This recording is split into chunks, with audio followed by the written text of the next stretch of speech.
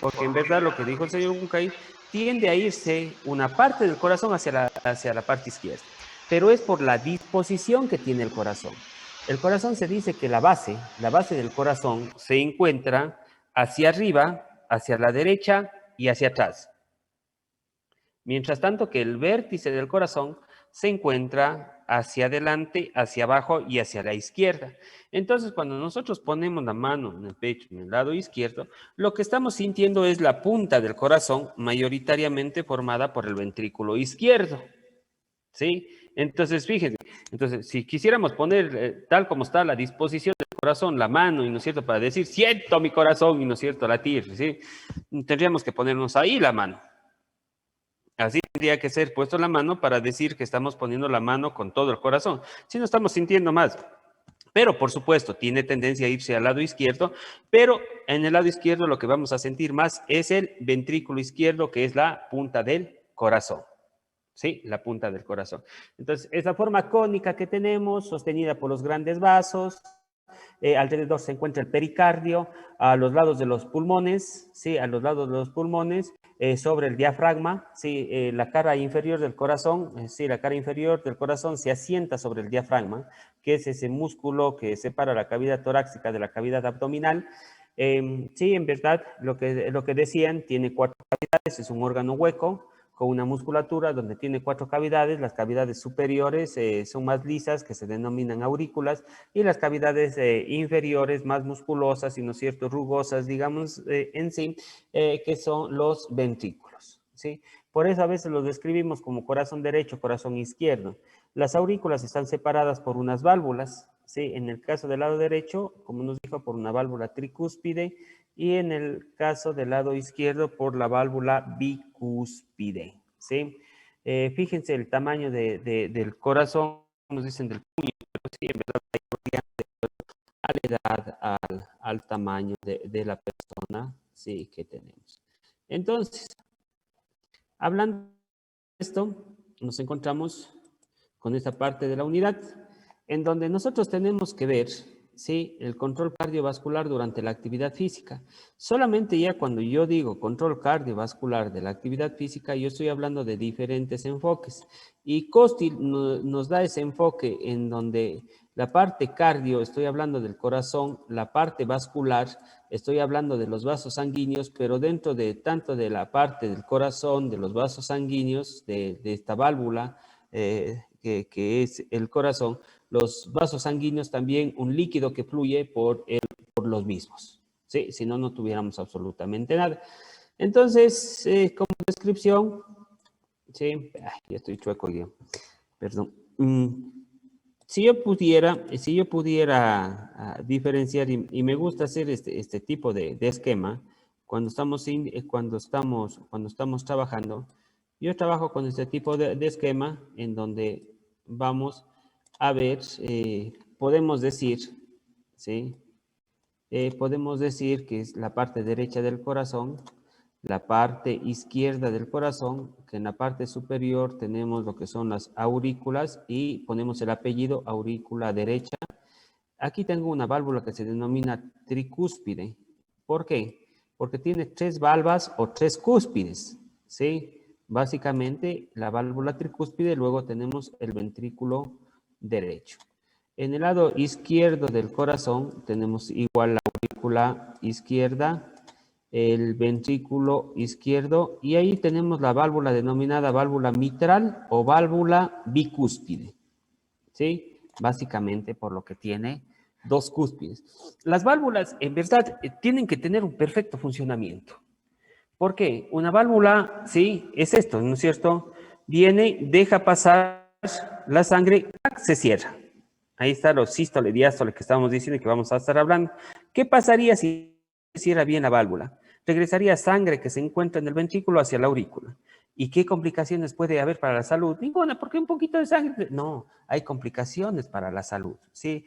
Pueden haber insuficiencias valvulares, pueden haber estenosis valvulares que pueden dar. Pueden ser congénitas, como pueden también ser adquiridas por enfermedades durante nuestra vida, problemas valvulares que se pueden ir dando.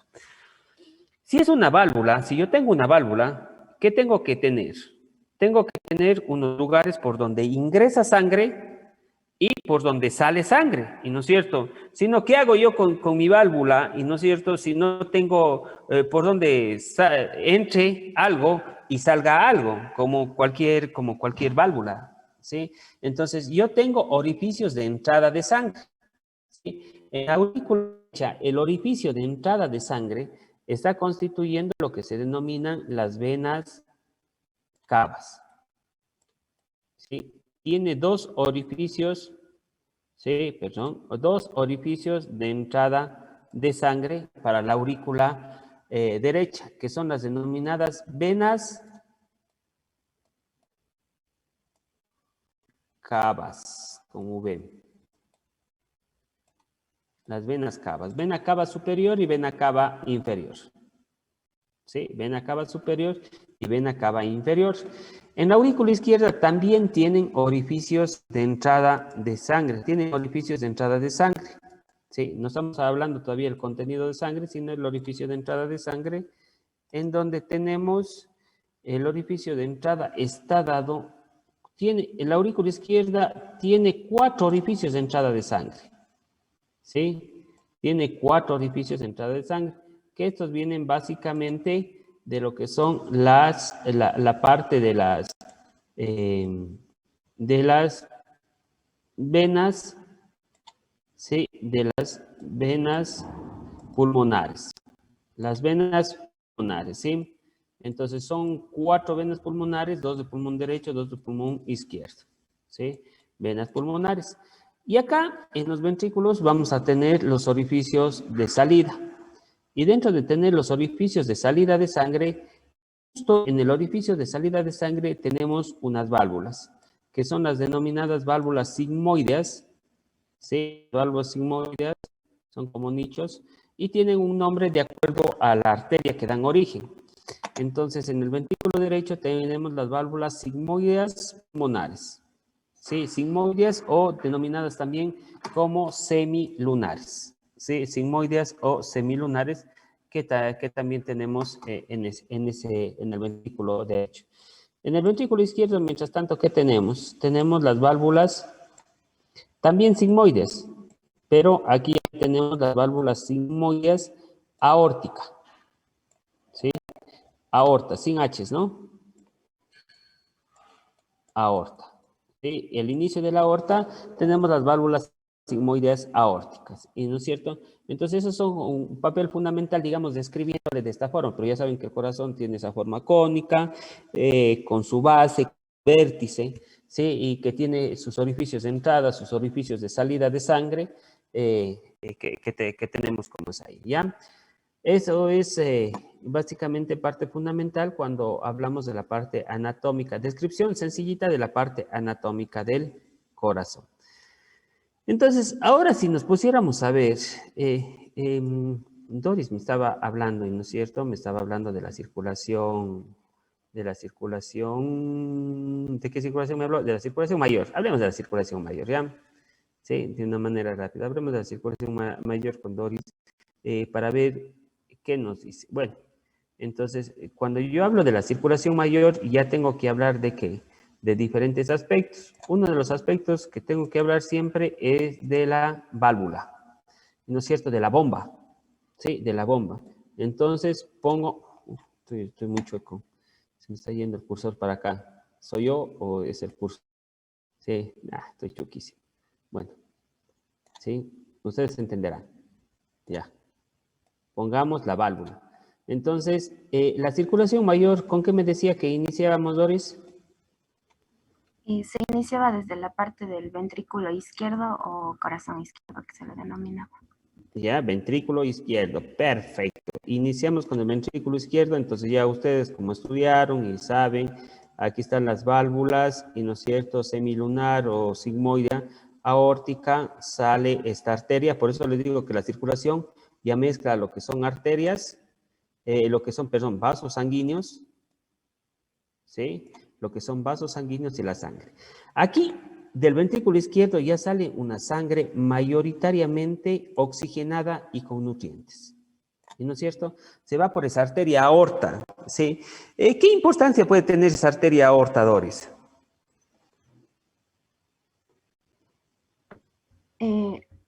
Esta al ser ¿cómo sería? El conducto, bueno, no sé si estaría bien la denominación, Sí, al un ser conducto. Sí, sí. ya. Entonces, al ser el conducto, creo que si esta no está disponible, entonces no se va a dar primeramente esta distribución que es necesaria para que, para todo el sistema del cuerpo, ya que Bueno, se va. sí, sí. Pero yo le compararía mejor como una matriz, ¿sí? Como una matriz de agua, si usted quiere decirle. Una matriz se va viendo y de aquí yo voy dando ramos a todo el cuerpo. La aorta es la arteria más grande de nuestro organismo, la más gruesa que existe. Comenzamos con el callado de la aorta y bueno, visto un poquito si quieren la parte anatómica, el callado de la aorta que se divide en tres ramos, la subclavian, la carótida interna y el tronco brachiocefálico, ¿y no es cierto? Y se van dividiendo en diferentes arterias. Esta aorta, fíjense ustedes, aquí digamos en sí está, voy a sacar en la parte superior, está el callado de la aorta, está la aorta, y fíjense cómo se divide en aorta torácica, aorta abdominal, y luego va para la pelvis. Sí, van los vasos ilíacos, ilíaca común, ilíaca externa y ilíaca interna, y luego de esos va a la arteria femoral, a la arteria poplitea, se va dividiendo, ¿sí? En todos esos ramos arteriales, ¿sí? Y llega hasta, lo que podríamos decir, hasta la uña gruesa del pie, ¿sí? Hasta la uña gruesa, hasta el dedo grueso, ¿no? Hasta el dedo grueso del pie, digamos en sí. Entonces, estamos dando sangre, entonces esa es la parte fundamental, porque yo voy llevando, ¿qué? Voy llevando oxígeno. Entonces, ahí se irán dividiendo en arterias de gran calibre, arterias de mediano calibre. Eh, Iremos viendo lo que son las arteriolas, ¿sí? Pongamos acá, vamos llegando, son ramos muy pequeñitos, ¿y no es cierto? Son las arteriolas, ¿sí? Las arteriolas. Luego de las arteriolas ya vienen unos ramos mucho más delgaditos, ¿sí? Unos conductos mucho más delgados que son los capilares, ¿sí?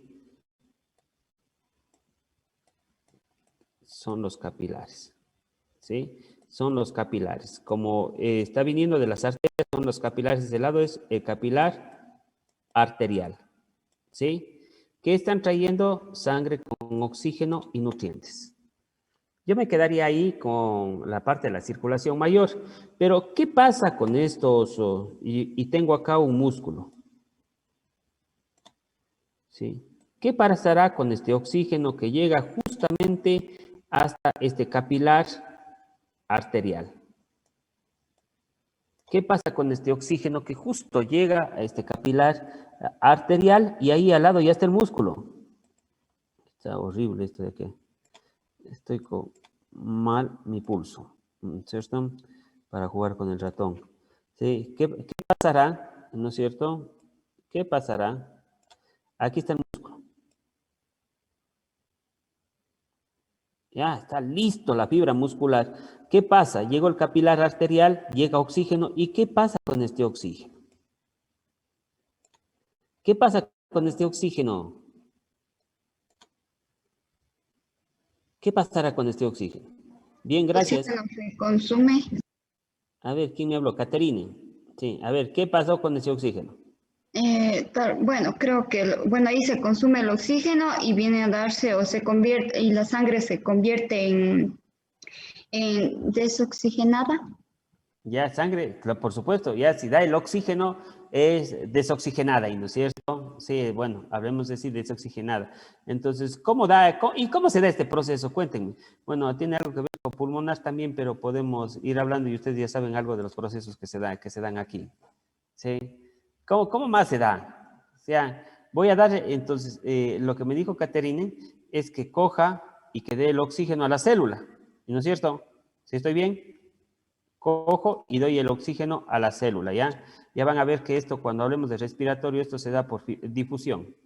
Como son un gas, Esto tiene que darse por difusión. Entonces, pasó el oxígeno ahí. ¿Y qué pasa con ese oxígeno ahí, Mayra?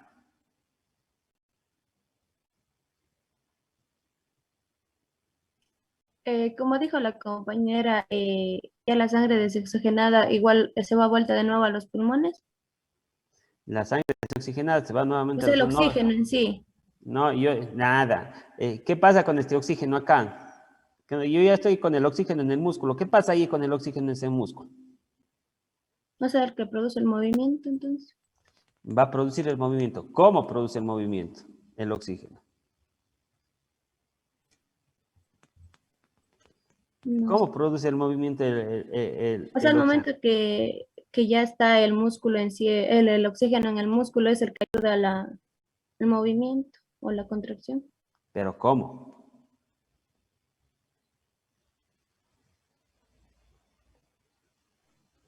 Joan, ¿cómo nos ayuda el oxígeno al movimiento? El oxígeno ayuda para producir energía, entonces ya por esta energía se produce la contracción muscular. Sí, ahí sí. ¿Y no es cierto? La contracción muscular, por supuesto que nos va a producir. Entonces, este oxígeno, ¿qué va a hacer? Este oxígeno dentro de la célula, ¿a dónde se dirigirá mucho más específicamente? Entonces, ya que ya estábamos hablando con Joan, ¿a dónde se va este oxígeno más específicamente dentro de la célula muscular? ¿A qué parte de la célula muscular se va este oxígeno? Sí, perdón, voy a sacar. ¿A qué parte de la célula muscular se va este oxígeno? Díganme, cualquiera, díganme, ¿a dónde se va? A la mitocondria. Mitocondria, Mitocondria. perfecto, ¿y no es cierto? Se tiene que ir a la mitocondria. ¿Por qué tiene que irse a esa mitocondria el oxígeno? Porque en la mitocondria es donde se producen los procesos energéticos de tipo aeróbicos, ¿sí? Que vamos a necesitar el oxígeno. Entonces, ese oxígeno nos va a servir ¿para qué? Para la glucólisis aeróbica, para el ciclo de Krebs y para la cadena de transporte de electrones. Perfecto. De esa manera, por eso me dijo, genera movimiento. Pero ¿de qué manera genera movimiento? Yo no me puedo quedar con ustedes. Ustedes son prescriptores de la actividad física. Yo no puedo creer que se mueve solamente por moverse, sino ustedes tienen que saber el mecanismo fisiológico por el que se da ese movimiento. ¿Sí? Entonces, ese oxígeno se va a la mitocondria. Y de irse a la mitocondria, y no es cierto, produce los procesos energéticos. ¿Sí? Procesos energéticos para que se den el ATP. Y de ahí, del ATP, ¿a dónde se va el ATP? Ya el oxígeno, fíjense, nos ayudó a generar ATP. Entonces, ustedes ya no se quedan ahí nomás. Y este ATP, ¿cómo es que produce energía? ¿A dónde se va el ATP? El retículo sarcoplasmático. Nada de retículo sarcoplasmático, el ATP. Y no entraba ya este ciclo de puente de unión de actina-miosina en el sitio activo. Ya, perfecto, se va a la cabeza de la miosina en el sitio activo del ATP. ¿El ATP qué hace? Se desdobla en ADP más fósforo y genera el golpe de potencia, generando el puente de unión actina-miosina. Claro que ahí sí tenemos que tener claro de que necesitamos, ¿qué? Calcio, que viene del retículo sarcoplásmico. Necesitamos la acción de ¿qué? De nuestro sistema nervioso que manda su potencial de acción. Está funcionando todo de una sola. Entonces, fíjense que ustedes no pueden quedarse solamente de que se genera movimiento. O sea, fíjense cómo se va uniendo todos estos conceptos para la generación de movimiento. ¿Cualquiera de ellos puede fallar? Por supuesto, cualquiera de ellos puede fallar. Pero si tuviéramos más oxígeno, que es algo que vamos a ir hablando acá, si tuviéramos más oxígeno, ¿qué pasara? Se diera más el proceso de tipo aeróbico y sacáramos ventaja. Lo que hablábamos de la eritropoyetina anteriormente, cuando hablábamos de las hormonas, la eritropoyetina mayor cantidad estimulaba la médula ósea y la médula ósea producía mayor cantidad de eritrocitos, que eran los transportadores del oxígeno. O sea, tendríamos mayor cantidad de oxígeno y mayor proceso energético derivado del oxígeno. Fíjense cómo funciona nuestro organismo. Entonces ahí tenemos. Pero como ya dimos el oxígeno, ¿sí? Acá la célula, el oxígeno está ayudándonos a producir la parte de energía. ¿Cuáles eran los resultados de la producción del ciclo de Krebs? ¿Qué se producía? Ya, no, Los ciclo de Krebs, hidrogeniones. los hidrogeniones producíamos también, ¿qué? ATPs, ya, dos moléculas de ATPs, por supuesto. ¿Qué más producíamos? Producíamos carbono, que se unía con el oxígeno y se daba, ¿qué producíamos acá? Dióxido de carbono. Exactamente. Producimos CO2, que está aquí dentro de la célula. Entonces, este CO2, voy a cambiar de color. Este CO2, ¿qué pasa dentro de la célula? No puede estar el CO2 dentro de la célula, entonces, ¿qué tiene que pasar? Tiene que salir. Aquí, justo de los capilares arteriales, a continuación de los capilares arteriales, se forman lo que son los capilares